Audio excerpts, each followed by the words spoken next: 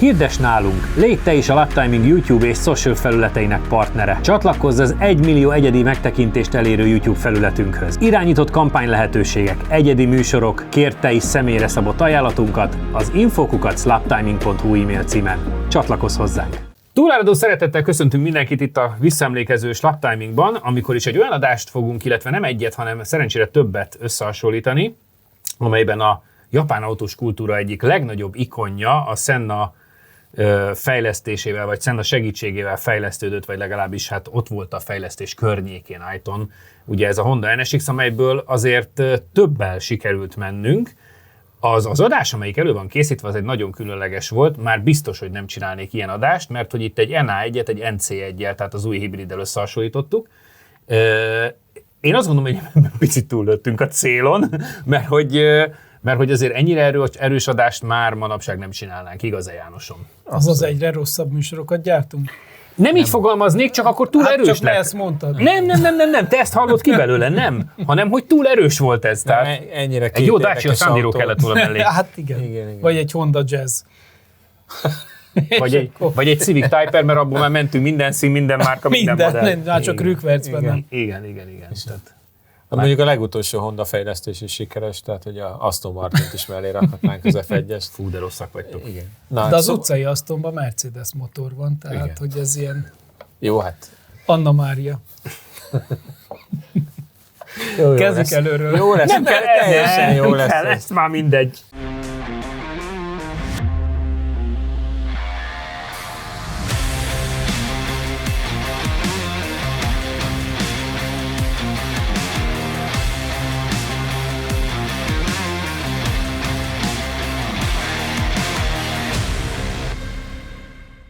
Manapság nem csinálnánk ilyet, hogy két ennyire érdekes autót egymás mellé rakni, de hát itt is az volt, hogy két barát hozta a két NSX-et, ugye ennek alapvetően egy full széria, bár hogy ránézzel a felírést, tudod, hogy nem. Meg a semi-slickre, igen, és ugye az NC1 az meg tényleg egy full széria volt, de ugye majd később jön egy számomra. Egyébként azt meséljük azért el a nézőknek, bocsánat, hogy belevágtam, hogy ez a tuningolt-e valami, amit hozok, vagy széria-e, az nálunk mindig úgy van, hogy nem. Ez full széria, és akkor na most van rajta egy kipufogó. De nem, ráadásul... Meg egy szűrő, meg egy turbo pluszba, de full széria. Meg a futóműve is kicsit más. Ja, lejjebb ül. Nem ilyen a magasság a szériában. Ja, picit lejjebb van ütetve, tehát most az nem számít. Ugye, pont azt akartam mondani, hogy általában úgy van, hogy mielőtt megyünk vele, hogy beszélgetünk a tulajjal, és akkor mindegyik tényleg ilyen, hogy amúgy mit? Semmit nem módosítottunk rajta, de hát figyelj, emlékszem rá, hogy nem ilyen magas volt. Ja, van benne egy ilyen 2-3-4 centis ültetés, valami ejbak. Ja, meg akkor a tejngátlók. És van olyan, amikor ráfogja, hogy ez nem ő volt. Igen. De én már így vettem. Igen, ez a mindig a kifogás. Az nem számít. Így vettem. Tesó. Na nézzük közben. Egyszer valamelyik autónál ugye végigmondta a srác kb. Minden elemét, és igen, full széria, de minden más. De egyébként jó kiállása volt ennek az autónak. Nagyon.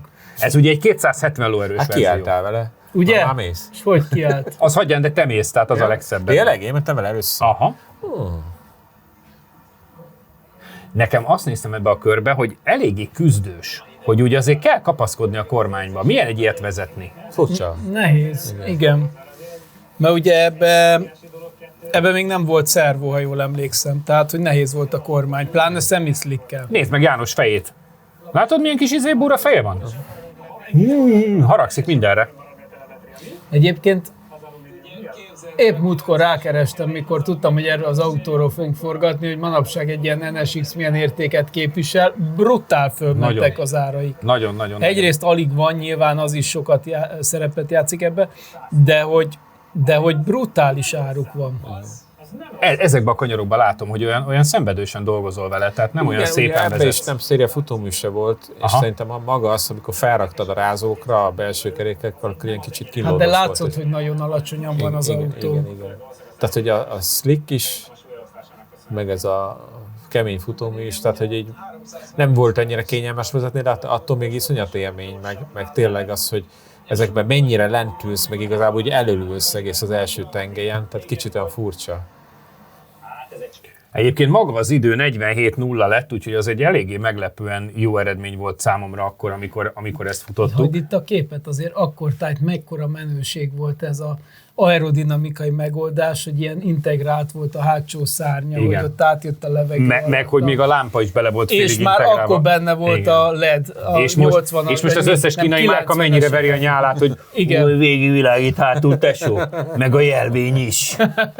Szóval igen, ezt már az NSX tudta. 47-0. Hát jó, hát ezért nem karácsonyfa izzók voltak, de jól nézett ki. Egy pillanatra itt megállok, mert Eduard mindenképpen mondta, hogy ebbe kössek bele, hogy ezt a sapkát legközelebb majd ne hagyjátok, jó? Lógatod a fejed? Ja, nem azt, hanem úgy nézek ki, mint olyan ilyen, súlya, majd nem tudja felemelni.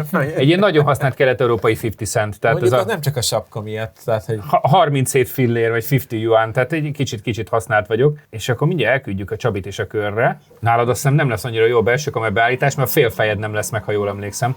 lerázódott. Nem, megvan. Megvan. Hú, erre is ráfeszültem. Figyelj, azért különleges élmény ilyen autókkal menni, tehát hogy... Meg hogy mehettek, tehát hogy ezt lehetett bántani, mert hogy a tulajok így hagyták, Ja, tehát hogy ezt nem kellett spórolni. Ugye ez is egy ilyen érdekes, hogy általában vagy úgy hoznak hozzánk autót, hogy látszik a tulajon, hogy remek kezelába is Igen. és akkor mi lesz. Sosem mentem még vele gyorsan, de ti azért... Igen, mutassátok meg, hogy mire képes a kocsi. Igen, vagy a másik az meg, nyugodtan forgass szénné, és akkor azért van meg. Tehát hogy itt is az volt, hogy a srác mondta, hogy forgassuk végig, már amúgy nem megy. És egyébként pont rossz volt, ha jól emlékszem, az elosztás és a fokozatoknak, és mivel ugye ez nem egy lóerő háború, ez még a széria... Hát ez 270. Igen, a 3 literes motor, még később volt bele a 3.2-es is. Tehát, hogy ez nem egy olyan nyomaték tengerből kellett gazdálkodni, úgyhogy itt tényleg volt értelme végighúzatni, amennyit csak lehetett. Hát látszik is a felvétele, milyen alacsonyan van a fordulatszám. Nekem ugye ott nem nagyon él az autó még. A nagyon kedvencem, hogy állandóan minden egyenesbe oda nyúlsz azért rendezkedni a telemetriához, az le akar esni, tehát ráérsz. össze-vissza, igen.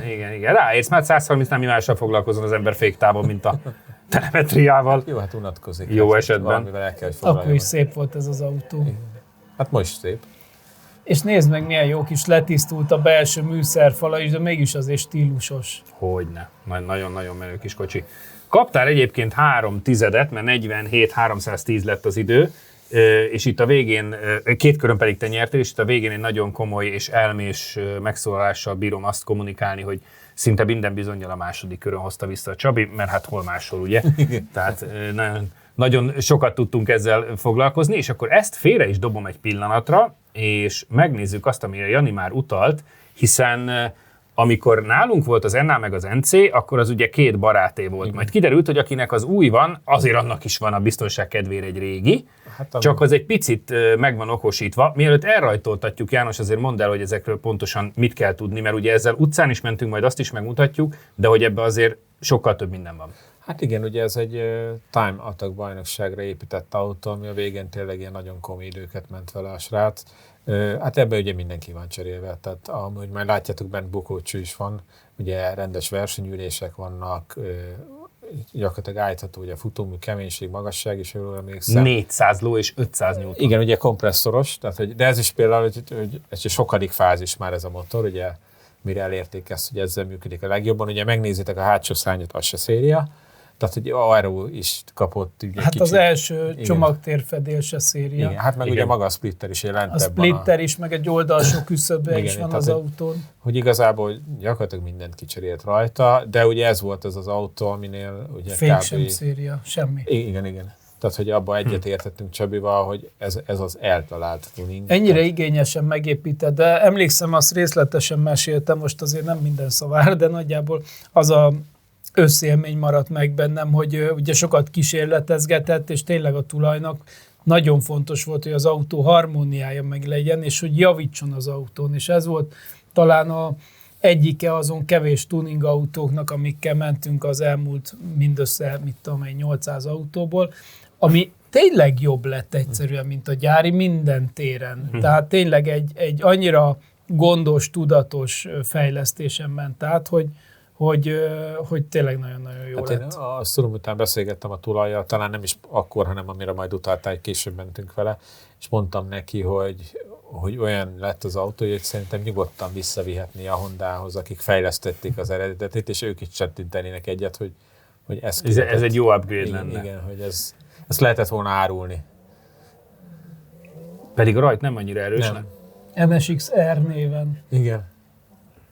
De mondjuk azért a hangjában rögtön lehetett hallani, hogy Más. Van egy kis furcsa sivító. Meg azért máshogy is néz ki, ahogy mozog.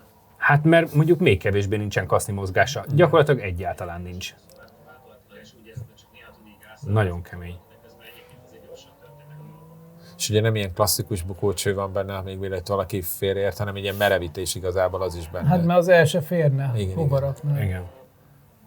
Ennyire alacsony autóval megtámadni mondjuk a sikánrázókat, azért ott azért van kis para, nem? Hát nem volt annyira extrém alacsony, szerintem volt ennél alacsonyabb autó. Meg más volt ennek a váltókiosztása, nem? Sokkal kevesebbet kellett benne váltani, nem? Nem, szerintem ugyanaz volt. Ugyanaz? És, aha. Igen, az nem. Ahhoz nem nyúltak, csak így ugye sokkal nyomatékosabb volt Ja, a kompresszor csak lejjebről miatt, lehetett vele és menni. így lehetett vele menni. De egyébként nagyon kellemes volt a motornak a karaktere is, hogy végig ilyen egyenletesen adta le. Hát ugye ezt mondta, hogy ezért nem turbós lett, hanem kompresszoros, hogy megmaradjon az a jelleggörbéje. Egyébként meg mindkettőtöknek mindkét enával azért a köreiben olyan túl sok hibát nem lehet találni, tehát elég szép ilyen konstans körök. Itt egy picit túlkormányzott volt. Hát megmozdul néha, de tehát szerintem olyan túl sokat azért nem vesztesz. Nem. Túl sok hiba, nincs erre keresztbe fordul Ott ki. egy kicsit. Igen. Azért ez már egy jó 45-ös idő, és akkor beletekerek János körébe. Utána azt hiszem hozzászólásokban is, meg mást is megkaptam, hogy itt azért látszik, hogy ezt komolyan akartam venni. Néha látszik bizonyos autóknál egyébként, hogy nagyon akartok, ami nem biztos, hogy mindig a jó eredményt hozza, vagy Igen, legalábbis igen. nálam versenyen sose hozta például. De majd milyen megnézzük János fejét, mert nekem ez így nem volt meg egyébként, hogy ennyire rá voltál feszülve. Na, de tényleg. János harapja a száját. Igen. Tudod, ezért sokan meg szokták kérdezni, mikor így meg találkozgat emberek. Hoppá. Igen, pattogott eléggé, azt tudom, hogy rázókő, küzdöttem igen. vele a rázókon. Hú, ez de szép autó volt. Igen. És akkor ezt már nem használja a tulaj. Nem. Utána még egyszer ugye nekünk ideadta a hanyadik garázs, 900 9%-os, majd mindjárt Garázs. megmutatjuk. leforgattuk, és Egy GTS, meg van egy ilyen NSX, ami szerintem... Igen, és hogy ezzel az adással egybe a 911 volt, tehát Igen, ha így nézzük, ez se lenne. pont a körön pont azt ecsetelted, hogy nem nagyon van innen följebb egy ilyen adás után. Igen, innen nézve már minden adás tud lenni gyenge. Igen. azért itt látszik, hogy milyen komolyan, amivel tempóval be lehetett engedni, Igen. és meg sem otszan. Igen. De azért ezzel is küzdesz. Vagy hogy Igen, mondjam, nehéz tehát volt, kell nagyon, kapaszkodni. ennél is ugye nehéz volt a kormányt. Tehát inkább ez ilyen küzdős autók voltak. Hát ugye abban maradtunk, ha jól rémlik, hogy ez nagyobb pályán valószínűleg jobb lehet, Igen, amikor igen, nem ennyire persze. szűk kanyarokba kell beledobálni, hanem Igen, de hát itt sem ment rosszat. Tehát, hogy nem azért, csak hogy így a vezethetőség okán. Azért ehhez a teljesítményhez már ez kicsi, ugye ez tényleg inkább Hungaroring, Balatonpark, ilyen helyeken tudná kitombolni magát rendesen. És János nyert egyébként egy 45-225-tel, aminél egyébként Hondákból csak a NC tud jobbat, amit majd egy picivel később megmutatunk, tehát azért ez az idő összességében már ugye az alaplistában is azért a 45 eleje az már azért egy nagyon-nagyon meleg történet. Han és Brian autója mellett rengeteg kulisszatitok és elmebeteg Verda a csatornán egyenesen Japánból. Szétadom a csávót, hogy makoscipőbe és öltönybe egy ilyen autóval kijött. A kipufogót még ki tudták egyenesíteni. De hát ezt kapta. Na, így van. Közel 30 rész arról, hogy a Szigetországban gyakorlatilag minden tuning megengedett. Kattints a Japán Special lejátszási listánkra és éld át velünk az autósok mennyországának élményeit. Hirdess nálunk! Légy te is a Lap Timing YouTube és social felületeinek partnere. Csatlakozz az 1 millió egyedi megtekintést elérő YouTube felületünkhöz. Irányított kampány lehetőségek, egyedi műsorok, kérd te is személyre szabott ajánlatunkat az info@laptiming.hu e-mail címen. Csatlakozz hozzánk! Tehát akkor itt van a film, amikor a öreg kipróbálta, és hát ezt lemodelleztük Jánossal, rém. A szomszédokból vettük ezeket például a földtűrt nadrágra felhívnám mindenkinek a figyelmét Jánosnál, de vicceskedtünk nyilván ez a 900. adásnál az Aeroparkban, és ugye ez a kompresszoros verzió volt, és ugye mentünk egy kicsit és autókáztunk egy picit vele, és egy érdekes emlékem van, hogy konkrétan használhatatlan volt a kocsi utcára. De ez nem vicc, tehát hogy teljesen haszontalan. Tehát amikor Csabi kérdezte, hogy már nem használja a tulaj, nem csodálom. Itt álltál? Vagy itt mit csináltál? Itt álltam, igen. Tiszteletből felálltam, igen, járókeretre. Aha, tök menő. De egyébként mennyire jól néz ki abba a környezetbe is, nem? Egy repülők között Abszolút. Egy kis régi filmet közben alávágok, miközben mesélsz. ahogy Itt blokkolgat meg az ABS-t próbálták. Igen. Ebben a filmben a legnagyobb, amikor a csávó ugye dörzsögeti a kezét, mert beleizzad. Hát meg ugye az a vicces, hogy erre mindenki azt hiszi, hogy ez Senna. Igen, de ez nem. És most itt a kezét valaki, egyenesben jó vagyok. Akkor olyan légzsákos kormány. Abszolút. Egyébként. Mondjuk az nem, ugye nem az került bele végül. Nem. Ez egy ilyen prototípus kormány. Igen, azért kapázza akkor. Új. Tesó. Helyzet van? Na ezen még nem volt olyan tapadás, mint ami nálunk volt. Szóval, hogy arról mesélj kicsit, hogy tényleg miért használhatatlan a kompresszoros Hát utcán. arra is van valami kis filmed, nem? Tehát, hogy... Hát van egy bejátszó részem, igen, hogy próbálta egyet gyorsítani, de nem lehetett megmaradni. Az egyik körforgalomban, hogy megmutassam, hogy azért van benne craft. Szóval igen, tehát hogy eléggé pattogott, minden úthibát átvesz, ugye nem véletlen volt az, hogy a rázóköveken is pattogtunk, és igazából birkózni kell vele. Viszont nagyon vicces középen a kis digitális kijelző. Igen, ott a hőmérséklet. És az is igen. milyen szép korhűen van megcsinálva.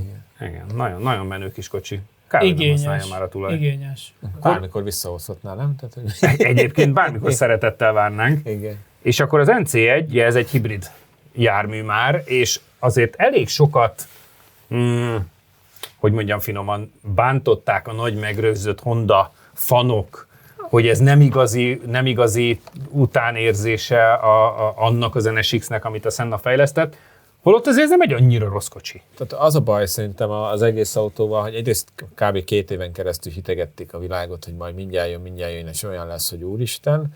Aztán az ára is lett olyan, mint az úristen, és igen, egy ilyen nagyon érdekes hibrid hajtás került bele, ami ugye nekünk is közben kiderült, hogy ilyen, ha összeáll, akkor nagyon jó, de hogy nem feltétlen konstans tudja azt, amit ígér az autó. Egy kicsit néha működött jól, néha meg túl működött. Tehát, hogy szerintem emiatt ugye valahogy nem hozta. Meg ugye amiatt is, mert ugye új, nehezebb, hibrid is, tehát hogy nem feltétlen azt hozta tényleg, amit főleg a Senna örökség révén akartak volna látni ez a kőkemény hondások. Ez is egy ilyen nagyon érdekes sportkocsi, meg ugye maga a gyorsulása, meg minden más is ugye azért magával ragadó, meg egyébként szerintem marha jól néz ki. Tehát, hogy... Egy nagyon szexi jármű. De nem lett akkora siker. De nem lett sikeres. És ráadásul ugye itt az is lesz majd egy óriás különbség kettőtök között, hogy a Csabi az hagyja, hogy magától váltson a kocsi, amit majd a rajtnál nem akar, és ezt majd mindjárt egy ilyen komolyabb durrogással fogja. Ez a pár darab durrogás volt az, ami nem váltott. Ugyanakkor meg a kör, az szerintem egyébként egyáltalán nem rossz. Nekem az a furcsa, hogy nagyon sokat mászkál az autó. Ezt több helyen fogjuk majd látni kigyorsításokon, főleg a hátsó egyenesre, hogy nem tudsz egy kormánymozdulattal bemenni egy-egy kanyarba, hanem ilyen kóvájgás az egész. Igen, úgy tűnik, hogy nem volt ez annyira pontos, pedig gyönyörű az autó, és nagyon kíváncsi is voltam, hogy milyen, de látszik is, hogy azért lágyabb, mint mondjuk a tuning futóműves NSX-ek, ennek úgy van hozzá képes rugózása. De egyébként ez is még a használt értékben is brutális áron van. Tehát, mert ebben nem készült azért olyan túl nem sok. készült sok, igen. De olyan drágán adják, direkt én is rákerestem erre, mondom, hogy nagyon szép autó, de ugye ez sajnos így elmúlt, tehát hogy ez utód nélkül szűnt meg, ha úgy tetszik. Igen, valószínűleg azért is, mert nem lett akkor a siker. Tehát, igen. Ahhoz képest, amit összefejleszgették, ahhoz hát képest... jó, hát lehetett volna még akkor kicsit csiszolni rajta, mert... Még dolgozhattak volna vele? Hát úgy ahogy az Enának is ugye vannak később ilyen faceliftes, amikor már nem bukólámpás, már nagyobb motoros, ebből is lehetett volna. Meg volt a targa is. Kétszer-háromszor fordul be. Ez elég pont, amikor Csabi beszélt, látszott, hogy rövid egyenesbe, és így korrigált. Igen, nekem az a legfurcsább, hogy kóvályog az egész autó. Egyébként Csabi köre 45-9, tehát nem lenne annyira gyorsnak rossz. Gyors. Gyorsnak gyors. Egyébként azt hittem, hogy a Honda ebből egy ilyen kultautót akar, de egy sorozatot, mint mondjuk a Corvette vagy valami, tehát hogy akkor legyen egy ilyen vonulat, hogy mindig legyen egy ilyen nem kifejezetten szuper sportautójuk, de egy dedikáltan sportautójuk. De hát ugye De hát ez csak egy próbálkozás volt. Manapság, amikor 5 évente identitásváltás van az autógyártóknál, így azért ennek nehéz fennmaradni sajnos. A szokásos első 2 kanyaros megmozdulásod itt is látszott, hogy rángatod a kocsit, meg nekem nagyon sokszor feltűnt a körben, hogy öblögetsz, hogy te sem vagy annyira biztos. Igen. Azért, mert Az a hajtás miatt van? Igen, ugye néha azt csinálta, így emlékeim szerint, hogy nagyon És itt nézd meg a megindult. kanyar közepén. Fölmentél rázóra, és elment mindenhol. Igen, de hogy néha az volt, hogy nagyon megindult, így hirtelen valamikor meg nem, és akkor csak a hátulja hajtott, és akkor ilyen nem tudtad kiszámolni, mire, hogy reagál. Tehát próbáltam mindenhova lendületesen bemenni, majd már ha visszalépek a gázra, akkor majd az összkerék hajtás, az milyen intelligens benne, és majd kihúz, és nem feltétlen mindig ugyanazt csinálta. Tehát igazából tényleg ez a kiszámíthatatlanság, miközben egyébként, ha összeállt, brutálisan ment ki a kanyarból. Amikor jól működött, akkor valami elképesztő akarattal ment kifele. Tehát, hogy... De akkor ez nem azon múlt, hogy nem tudtátok megszokni, hanem a kocsi egész egyszerűen jelenleg még itt tart. Hát nem tudom, tehát hogy lehet, hogy meg lehetett volna az, ha rájövünk, hogy milyen logika alapján kell nyomni a gázt, akkor, de így hirtelen azért tényleg most mind 2 kilométert mentünk vele gyorsan, az alatt nem jössz rá, hogy melyik gázolásnál mit csinál az autó. Az idő 45-161, és ugye gyakorlatilag ezzel az idővel a leggyorsabb Honda, mert ugye 2.25 a kompresszoros, tehát minimális a különbség a kettő között. Nyilván nem lehet összehasonlítani, mert ez egy full széria autó volt, az meg egy agyon húzott, de az, hogy 45 elejében van, az önmagában egyébként azért nem rossz eredmény. Igen. Tehát, Hát jelenleg semmilyen Hondának nincs esélye a közelébe se kerülni. Hát pedig nagyon jók vannak. ZRV, meg mindenféle RV-k, nagyon sok jó autó. Enni van, meg minden ilyen. Az is van, bárkinek. Igen, meg sima. Na igen, tehát ez nem. Bocsánat. Melyik kellene otthonra? Ez az alapkérdés. Igen? Szóval valószínűleg NSX-en áll, de valószínűleg az első, tehát nem a kompresszoros hanem a szériában. Igen, az egy ilyen jó kult autónak így gurulgatni, szerintem jó pofa. Találkozó. Ez is marha jó, mert ugye ez, gyakorlatilag azt nem mondtuk, hogy ez kb. Porsche-k menték még ezt az időt, ilyen komoly turbos Porsche-k. Tehát ez is nagyon jó lehet szerintem, ha simán csak gurulgatsz vele, így a versenypályán, hogy ezeken a kigyorsításokon kiszámíthatatlan, kevésbé volt annyira meggyőző, de ettől függetlenül tényleg iszonyat ereje van, meg gyönyörű. Tehát lehet, hogy ezt is választanám, mert szerintem... Egyet választanám. 2 nem lehet magyarázós. Tudom, de azért mondom, hogy ezt nehéz lenne eldönteni a 2 közül. Szerintem ez se egy rossz autó, csak... Szerintem te úgyis a régit választanád. Igen. Hát igen, valószínűleg. Csabi?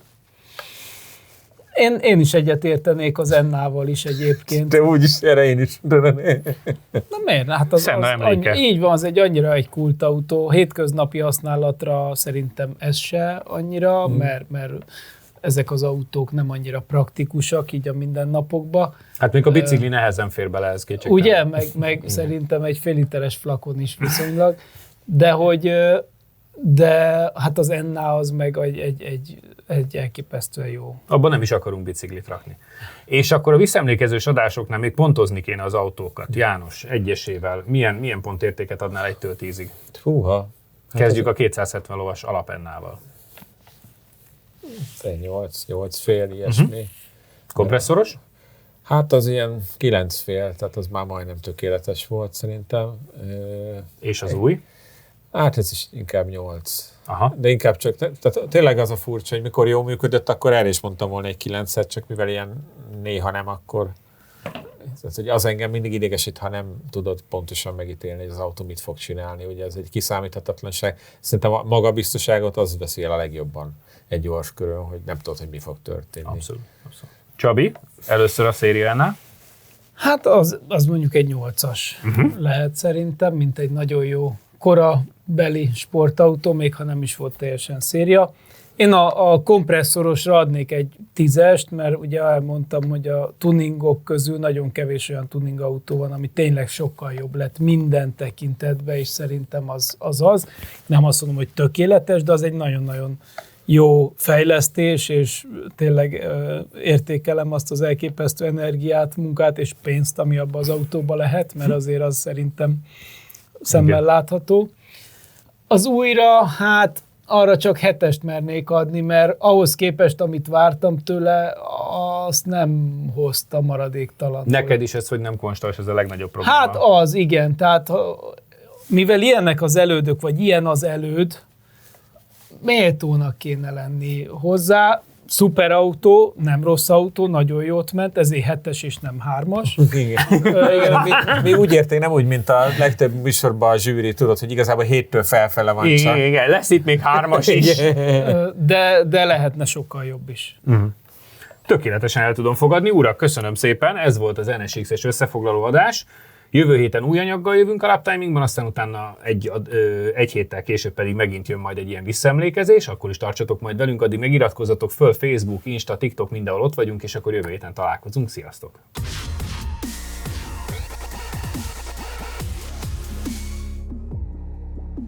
Ha különleges autós programokat keresel a Phoenix Motorsport kínálatában, biztos találsz megfelelőt. Hozhatod a családodat, barátaidat, vagy akár munkatársaiddal együtt is jöhetsz. Csapatépítő autós tájékozódási és élménytúrák, vezetéstechnikai képzések, résztaxi, egyedi igényekre szabott programokkal várunk szeretettel. Jelentkezés info@phoenixmotorsport.hu. Ha még nem tetted meg, most azonnal iratkozz fel a csatornánkra. Nyomd meg hozzá a kis csengőt, és így nem maradsz le a Laptiming adásokról sem.